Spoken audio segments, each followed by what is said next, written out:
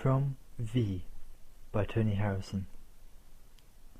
Next millennium, you'll have to search quite hard to find my slab behind the family dead. Butcher, publican and baker, now me, bard, adding poetry to their beef, beer and bread. With Byron, 3 graves on, I'll not go short of company, and Wordsworth opposite. That's 2 peers already, of a sort, and we'll all be thrown together over the pit, whose galleries once ran beneath this plot. Causes the distinguished dead to drop into the ravelment of bone and rot, short slack, crushed shell, smashed prop. Wordsworth built church organs. Byron tanned luggage cowhide in the age of steam, and knew their place of rest before the land caves in on the lowest worked out steam. This graveyard on the brink of Beeston's Hills, the place I may well rest, if there's a spot under the rose roots and the daffodils by which my dad dignified the family plot. If buried ashes saw then, I'd survey the places I learned Latin and learned Greek, and left the ground where Leeds United play but disappoint their fans week after week, which makes them lose their sense of self-esteem, and taking a shortcut home for these graves here, they reassert the glory of their team by spraying words and tombstones, pissed on beer. This graveyard stands above a worked-out pit. Subsidence makes the obelisks all list. One leaning left's marked fuck, and the right's marked shit, sprayed by some peeved supporter who was pissed. Far-sighted for his family's future dead, but for his wife, this banker's still alone on his long obelisk and doomed to head a blackened dynasty of unclaimed stone, now gratified, graffitied with a crude 4-letter word. His children and grandchildren went away and never came back home to be interred, so left a lot of space for skins to spray.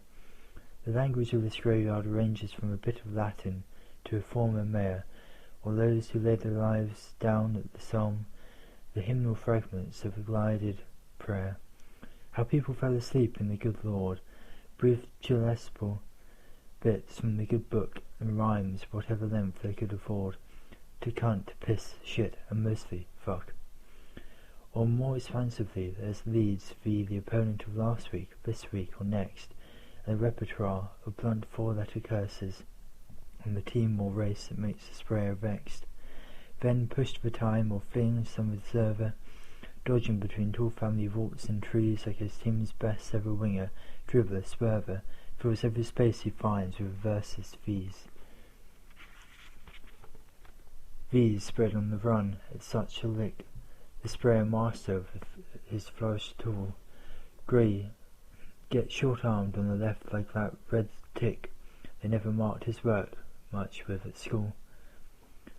Half the skinhead's age, but with approval, I helped whitewash a V on a brick wall. No one clamoured in the press for its removal, or fought in the sign in wartime rude at all. These V's are all the verses of life, from Leeds v Derby, black, white, and, as I've known to my cost, man v wife, communist v fascist, left v right. Class v class as bitter as before, the unending violence of the US and them, personified in 1984 by Cold-Board McGregor and the numb. Hindu, Sikh, soul, body, heart v mind, east, west, male, female, and the ground. These fixtures are fought out on's man resigned, to hope from his future what his past never found. The prospects for the present aren't too grand, when a swastika with NF, National Front, sprayed on a grave, to which another hand has added in reddish colour, cunts, which is, I grant, the word that springs to mind when going to clear the weeds and rubbish thrown out on the family plot by football fans. I find United graffitied on my parents' stone. How many British graveyards now this May are strewn with rubbish and choked up with weeds, since families and friends have gone away for work or for their lives, like me from Leeds. When I first came here 40 years ago with my dad to see my grandma, I was 7. I helped Dad with the flowers. He let me know she'd gone to join my granddad up in heaven. My dad, who came each week to bring fresh flowers, came home with clay stains on his trouser knees. Since my parents' death, I spent 2 hours, made up of 10 minutes, such as these. Flying visits once or twice a year, and though I'm horrified, just who's to blame, that I find instead of flowers cans of beer, and more than one grave sprayed with some skin's name. Where there are flower urns and trials of water, and mesh respectables with withered flowers, are the harp tins of some skinhead lead supporter. It isn't all his fault though, much as ours. 5 kids with one in goal play 2 aside. When the ball bangs on the hawthorns, that's one post, and the petals fall, they hum, Here Comes the Bride, though not so loud they want to rouse the ghost.